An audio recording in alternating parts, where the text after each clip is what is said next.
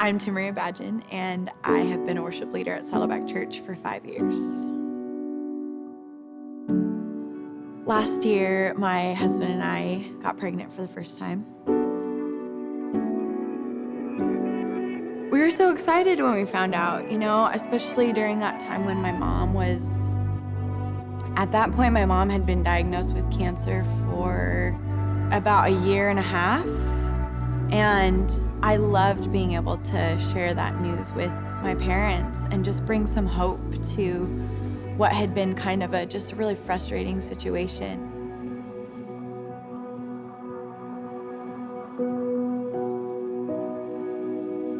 I had miscarried on that Tuesday, and we were about to start our Easter services on Thursday.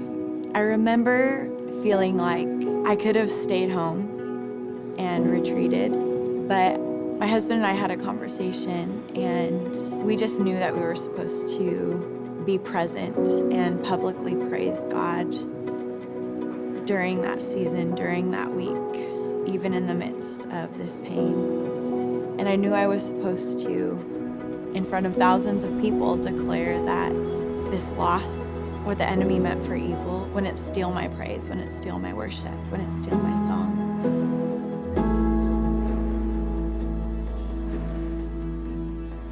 It was a week after my due date, and I was ready to have this baby. How amazing it was to hear Shiloh's cry right after she was born, just not knowing what state she was going to be in, if she was going to be full of life or if she was going to need some extra attention. So for her to be born and to hear her cry was just amazing and a miracle. The whole time I was pregnant, my mom was slowly dying, basically. So my mom wasn't able to see the baby right away because she was in ICU, but they brought her over, and she actually had enough strength to hold her in her arms.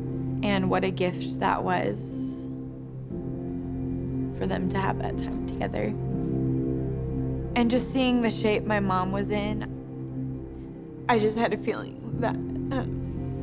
that things were not okay, and that would probably be one of the last times that my mom would be able to hold her.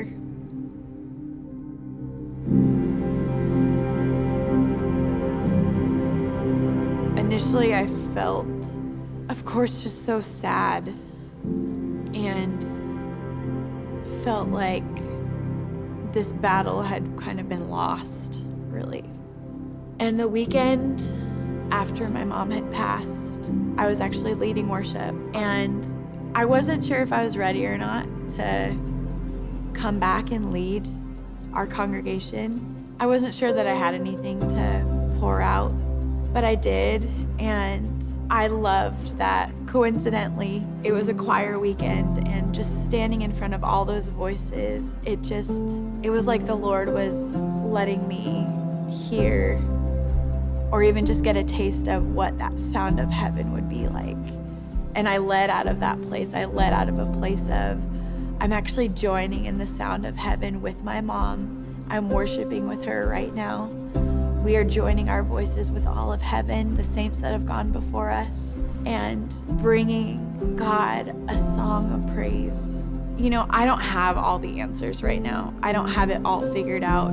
As I'm trudging through some mud with Jesus right now, holding his hand so tight and just navigating some things with him, I know that he's told me that there's not one tear that I've cried that's going to be wasted. There's not one hurt that's going to be wasted. And above everything else, I know that I have that assurance that he's going to pick up every single piece and make something beautiful out of it.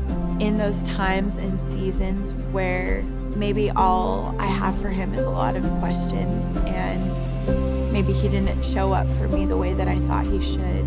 He meets us where we are with a peace that passes all understanding, and with hope and assurance that he's here, he's close when we choose to praise, when we choose to worship him.